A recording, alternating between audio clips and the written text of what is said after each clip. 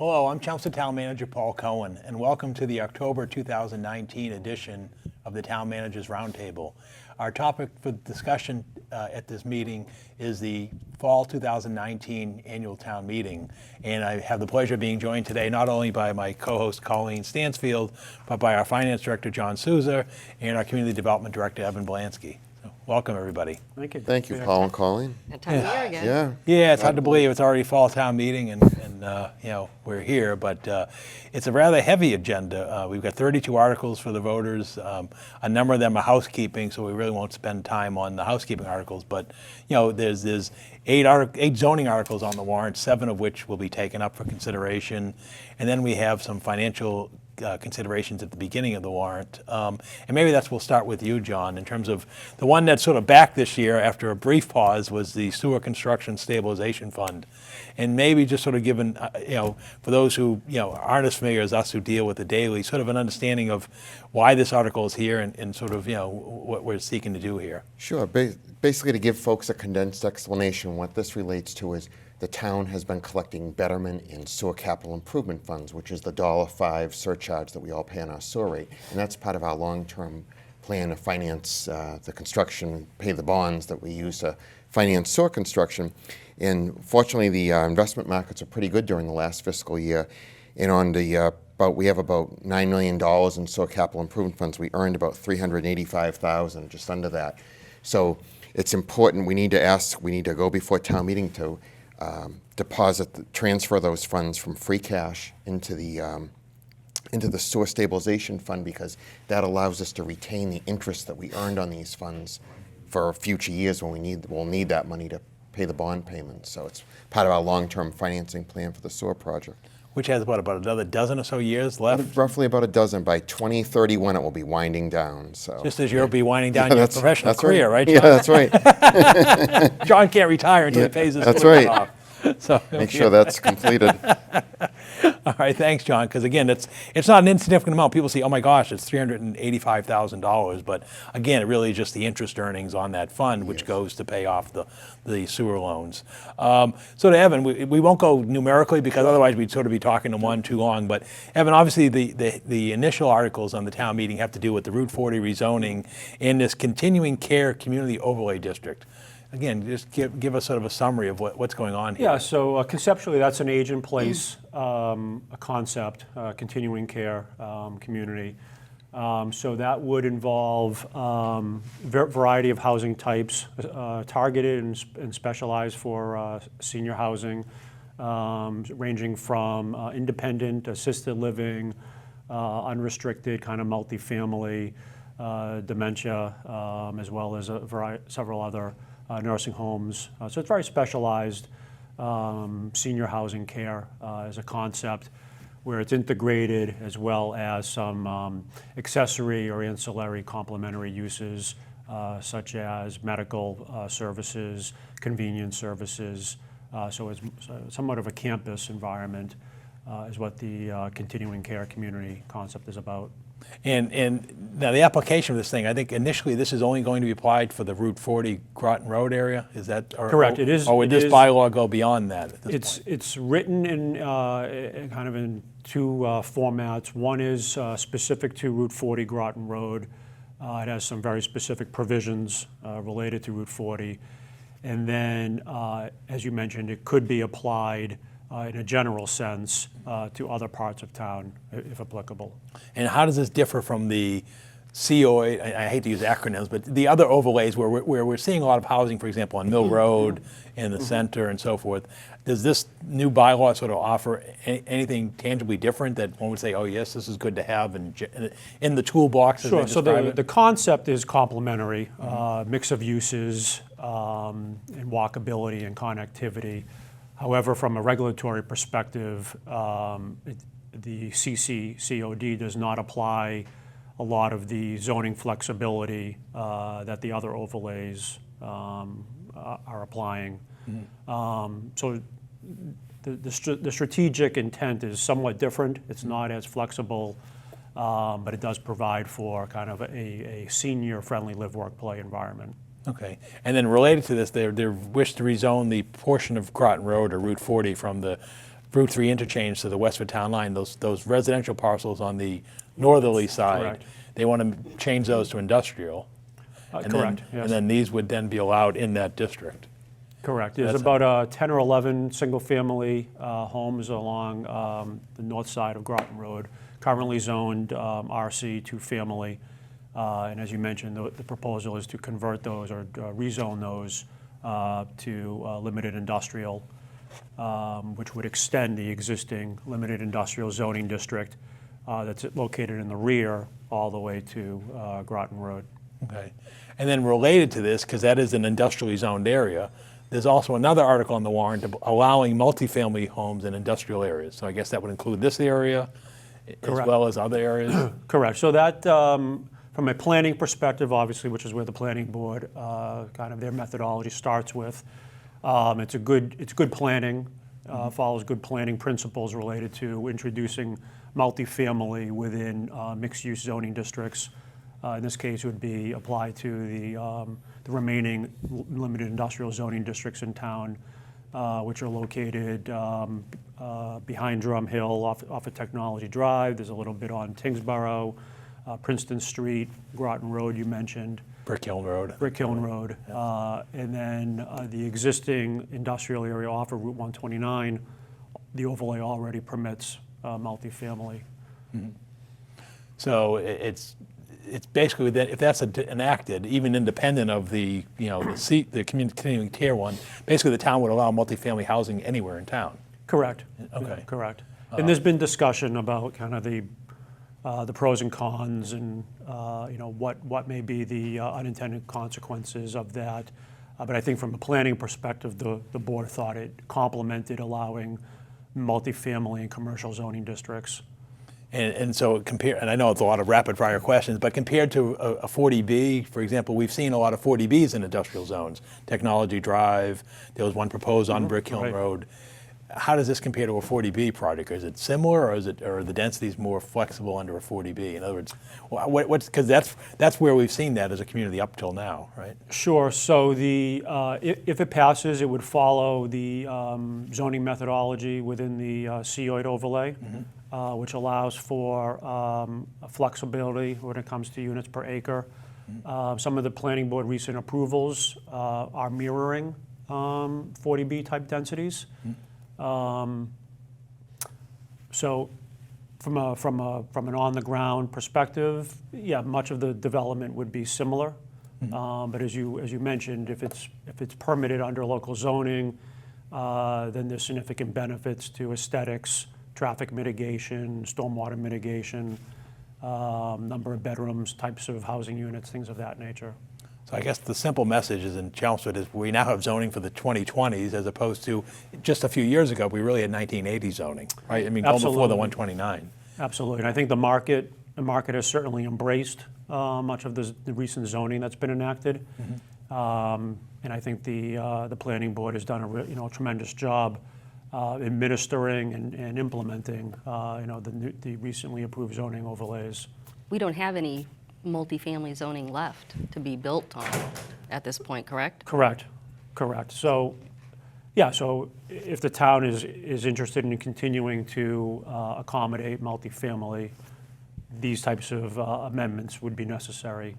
And in some cases, they would be complementary to industrial zoning districts. Technology Drive has a significant amount of kind of senior housing, and at least one 40B type. And one vacant parcel at the end by the Correct. whole line that people keep expecting seeing something's that. going to happen there, but nothing's Right. happened. I agree with you. I mean, the old adage of you separate industrial with residential is outdated. And I think Technology Drive is a good example where the town was able to figure out how to do it properly. Well, that was the big argument at Hillside Gardens, right? Was the industrial and the residential incompatibility. Yeah, and it And turns now, out, hindsight being 2020, they're fairly compatible. Well, Littleton Road has become mostly residential at this point, Transitioning, yeah. not by zoning. Right. Well, and it's really become residential in Westford too, on the other side between Yes. the Princeton property and then the one, the Exactly. Tadmuck. Oh, true. So yeah, I mean, if you look at the number of people who live on that 110 or will be living on 110, it's Significant. Yeah, it's a vibrant corridor. Right, and it's really a pretty restricted corridor because of the wetlands around Sure. it too. So Right. you don't want to get into a traffic jam there because there's no way out. All right, John, coming back to you, as finance director, you had the town's capital planning process, and one of the articles is a capital article. This has to do with the South Row School elementary school roof. You want to talk a little bit about that in terms of what's being requested and sort of the MSBA nature of it. How we get half the money back and all that. Right. kind of So stuff. one of the issues that we've always had, and I've been privileged to serve as capital planning chairman for a number of years, is limitations on funding. If you look at, each year we try to develop our 5-year plan and update it, but one of the issues we always have is funding limitations. So although at the state level, MSBA funds are very limited, they're more inclined to allow, provide grant funding. In this case, for Chelmsford, it's a little over 50% for accelerated repairs for roofs, windows, HVAC work, which we've done a lot of with Boilers. Gary Yeah, and boilers, his staff at facilities and DPW. So they tend to want to promote those types of projects. And so this is a great opportunity to be able to repair the South Row school roof, and we can do it, and we're able to fund it from free cash and not be required to borrow for it. So We'll get I think half. this is It's a $400,000 request. We'll get half of it Yes. back, and I think the initiative from the state is, given the cost of new schools. I mean, you're seeing elementary schools costing $90+ million these days. That I think this is a way of let's preserve what we got. Right, and because that's why we can't afford to build. Right, new. their emphasis is moving away from let's demolish a building and start over to how can you put some money in and upgrade your existing facility. So that that's a good article. And then I believe in talking to Dr. Lang and Public Works Director Gary Persichetti, I think we'll probably, the next round, which I think will start after the first of the year, would be coming back next year for the high school boilers, which are 20 years old. I guess there's 5 boilers in the high school. And the thought would be the $200,000 we have here, we put into that project and then keep, multiplying the Right. money back. That's a great way and to do keeping the it. facilities because, Barica's got a beautiful new looking high school, but you look at the price tag on that and the operating costs, it's, the idea is, try to, Try to retrofit 'em. retrofit what you have. And then the other project related to the schools on the list will be the town meeting reps will consider is the high school parking lot resurfacing. And just Yeah. to explain to folks, Yeah. it originally was a $1.4 to $1.5 million project to do the rear and the front. We ended up being required to trim that down to make it affordable to just do the rear section. For $1 million. For $1 million, right. So, but now when folks see the pictures, they will see that. Yeah. If you ever drive in the front, you see the condition of the pavement. And Because that was the existing back when the school opened in the early 70s. that's the amazing thing. If you talk to folks that grew up in Chelmsford and remember going to the high school, The new high school. the new high school, the pavement, certainly DPW has patched holes and made Yeah. repairs, but we've never been able to do a complete repaving project. So And it looks great. I mean, all the people I've seen have said how fantastic. yeah, a it lot is. of compliments. Because it was a bit of a challenge prior to that, trying to get into the stadium, in terms of, yeah, the Parking student everywhere. parking Like a area is moonscape. Very rough. So that's great. And then finally, another thing at the schools is we got these rectangular rapid flashing beacons, as they call them. It's those, strobe light crosswalks, for lack of a better term, which we'll be installing for student safety, because those lights that that you see now with the flashing, they really do make a difference in terms of getting drivers' attention and slowing Yeah, I think kids down. especially in today's world, all the distracted driving stories that you hear, like you said, those seem to grab drivers' attention. And speaking of preserving and historic stuff, Evan, another zoning article goes to the two aspects. One is there's an article having to do with pre-existing non-conforming units, which I think obviously 80% of the town has that. Right. Can you sort of explain what's going on here and why this is of interest to the community? Sure. So this article is of interest primarily to single-family homeowners in town, where very often when they put an addition on or an expansion, they're required to go to the Zoning Board of Appeals. That's a lengthy and somewhat time-consuming and expensive. And costly, yeah. Yeah, process. And they're, under current zoning, they're required to comply with 2019 zoning standards. So what's being proposed is to, rather than apply current standards, to apply standards in which which it existed when the structure was originally built. And what that will do is that will allow a home to be expanded within the context of the original zoning, likely be more compatible with the adjacent houses, and it would ultimately provide some relief and remove some burden from existing single-family homeowners, as well as the Zoning Board of Appeals. Okay, so I mean, so you're right, it's sort of providing some assistance for people who want to preserve it. And then related to that, there's another article having to do with historic structures, and that's a little more controversial. Maybe sort of explain what's going on there with the historic preservation proposed bylaw. So the historic preservation article is intended to serve as a zoning strategy to incentivize the preservation of historic residential structures in town. This is a concept that was first initiated in the 2010 master plan, and then it was further detailed in the 2013 historic preservation plan. So since then, several members of the planning board, particularly Nan Arroway, and the historical commission, working with Linda Prescott and Deb Taverna's committee, have been researching and initiating and advancing this zoning article. So it provides a variety of different strategies in order to incentivize preservation of historic structures. One is a conversion from a single family to a two-family.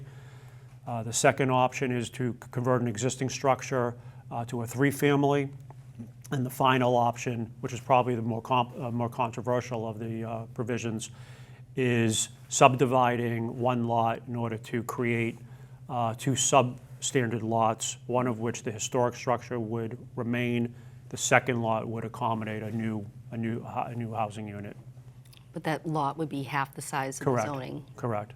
zoning Right. district. So I think what's interesting is I'm not sure Chelmsford has a lot of demolition pressure. Mm-hmm. So if you go to other communities, an article such as this, I think, would be more timely. Mm-hmm. Fortunately for Chelmsford, many of the historic homes are actually bought by people who want to live in historic homes. Westlands is a great example. So there's not a tremendous amount of demolition pressure in Chelmsford, and I think that's creating a disconnect. You just don't. People are having difficulty understanding the need for this article, and maybe it's kind of ahead of its time for purposes of Chelmsford. Interesting. And sort of continuing on the historic theme, you also, and I'm also going to move you to your community preservation hat, absolutely. which is kind of a financial one, but you bringing forth a $100,000 request for a building facade program in the town center or Vinyl Square. You want to talk about a little bit what's being proposed there? Sure. So this one is intended to continue some of the capital investments that the town has undertaken in partnership with the state over several decades. And this particular CPC article would extend that public investment to the front facades of commercial buildings within Center Village and Vinyl Square. Again, this is a kind of a concept that has been codified within master planning and the village center master plans. The proposal, because we're using CPC money, is very specific. It's specifically tailored to meet the legal requirements of community preservation funds. But conceptually, I think it complements many of the capital improvements and public infrastructure improvements, such as brick sidewalks, trees, ornamental lights. It's an extension of the kind of the public realm that someone experiences when they're either walking or driving through either of those two villages. Interesting. John, we'll come back to you. Sure. You've been working, I know, as you said, as part of capital and just sort of sound infrastructure management. You've been working, I know, with the folks in the sewer, DPW sewer, on a sewer maintenance plan, I guess, for lack of a thing, in terms of some investments in the sewer capital. And everyone talks about the new sewer system town-wide, but yet the portions of the sewers we talked about, we're paying it off in 2032, about a dozen or so years, but yet there are portions of the sewer that go back a generation.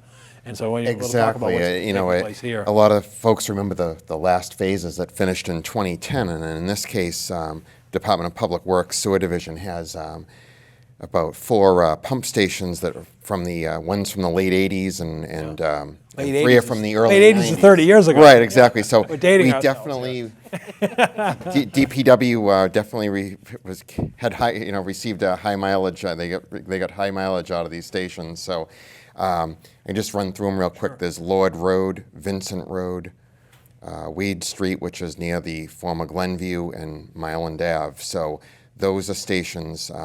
The Myland Ave is more engineering, and the Assistant Public Works Director explained some of the reasons that some engineering needs to be done first. But those are some older stations that are due for an upgrade and generator replacements. And as we know, power is subject to going out in New England with some of the storms that we receive. So we always want to have our generators up to speed and modernized. So. And the key is everyone's happy with the sewer system as long as it's working. Exactly. Everyone wants to be When it's there not when working, it's a problem, And as so. I said, I know you've been developing a 5-year plan on these investments because, as you said, we're really Yeah, I into that want to second give generation now. credit to the Assistant Public Works Director Steve Johnley, Gary Persichetti, and Mike Vosnauskas have been working in the sewer division. They have a multi-year capital plan, and they've this year we're going to have portions of it we'll distribute it at the next town meeting in spring when we do our annual capital plan. So it'll be These are all included just there. upgrades, it's not, All upgrades that, Not a rebuild?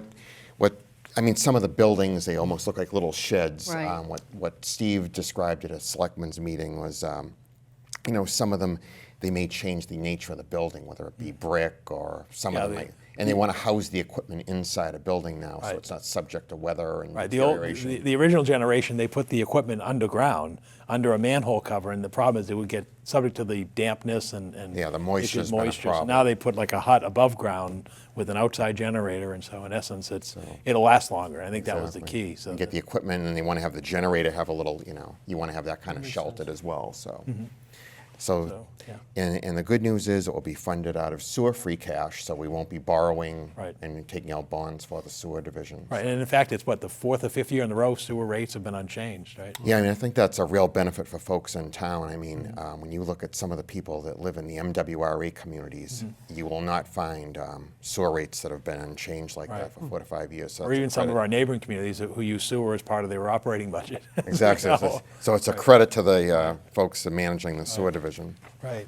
Evan, coming back to you, we're in the sort of the last quarter of our program. There is a zoning bylaw that does some minor updates to the cluster open space zoning of the community. Do you want to sort of explain what's going on there? Because I think some people, on first glance, may be saying, gee, what's going on here? You're reducing the standards. Right. So this is an article that the planning board identified as needing some updating. So the current cluster open space is a first generation bylaw. It's been on the books for close to 20 years, and it's been well utilized in town. There's a variety, probably a dozen so cluster subdivisions in town. What the planning board was trying to do was figure out ways to simultaneously allow for development where it's zoned and also preserve open space. The cluster bylaw does that. The challenge was that it currently has a 10-acre minimum requirement, and so the planning board's proposal is to reduce that down to 5 acres to allow some of the remaining undeveloped parcels that are, again, currently zoned for development to consider using the cluster open space rather than a traditional development which would not result in any open space. So the cluster open space would allow for houses on smaller lots, 12,000 square feet, in exchange for preserving 25% of the total 5 acres. So it's a win-win. Many neighborhoods would prefer to have development using the cluster because it preserves mature trees and vegetation, allows some buffering between an existing house and a new house. And it also allows for that land, the conserved land, to be actually off-site, right? It does. That's one of the newer proposals that the planning board has come up with. Within context, that provision is not going to be used very often. There aren't a lot of property owners in town that own multiple properties in different parts of the community. But it allows for some additional flexibility where a property owner may have the luxury of having multiple properties in town.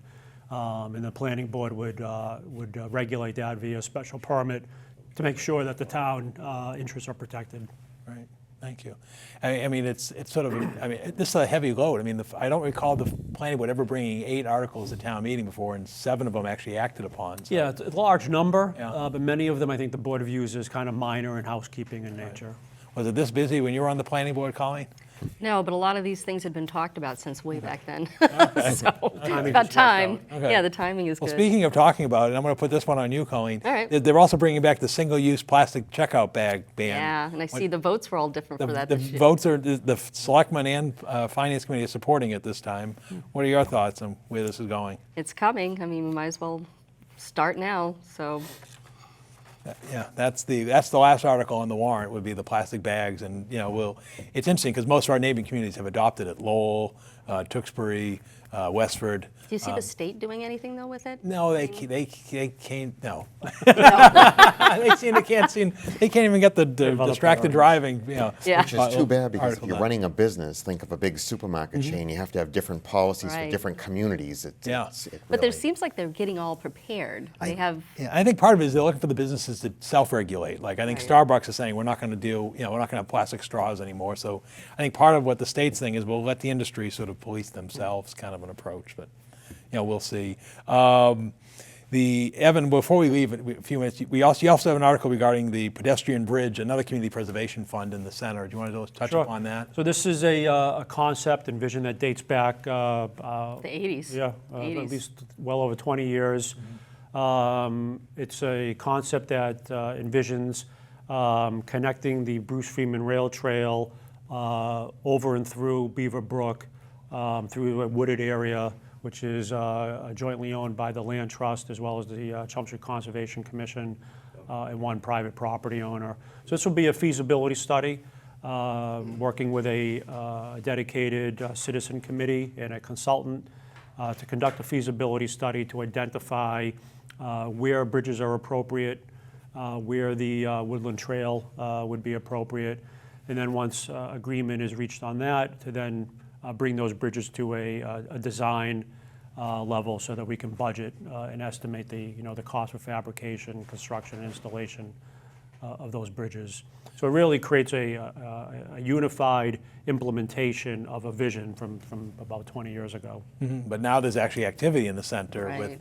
with the grist mill behind, you know, Center Brickhouse Pizza by the rail trail, and obviously the proposal coming forward for the Santander, Oddfellows, Fisk House parcel, which there may be a pedestrian bridge across there ultimately, and then maybe even 9 Acton Road. So there's a lot going on in the center, which is really sort of once, I wouldn't even say plan for 20 generational, years. because Yeah. it's more than generational. It's maybe once in a lifetime redevelopment in the center of the community. So that sort of ties into that.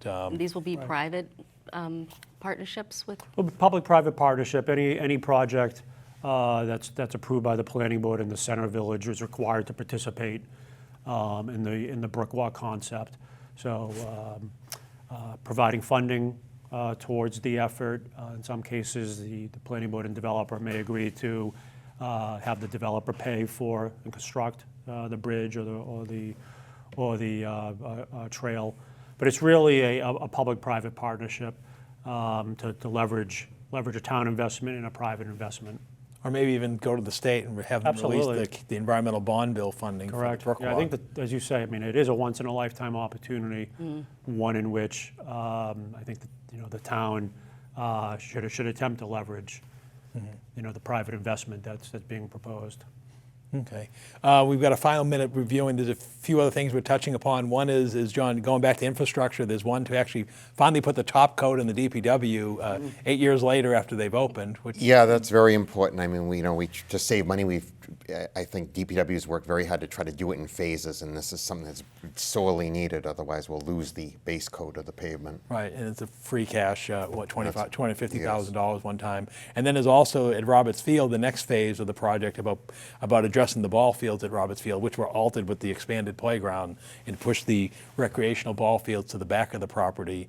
And that's a CPC one. I know Evan came before you. It's just over $200,000 of community Yeah, preservation. that's a great project. A lot of community support for that project, an extension of phase one. Right. So I think that would be a fantastic project for the. Well, I want to thank you, John and Evan and Colleen, for Thank doing you. the show. And again, remind the voters that Monday, October 21st, 7:30 p.m. at the Senior Center. Again, the reps will be there to vote, but anybody in the community can participate in the debate and add their voice to the town government operations. So hopefully you'll attend or watch it on Chelmsford Telemedia. Thank you.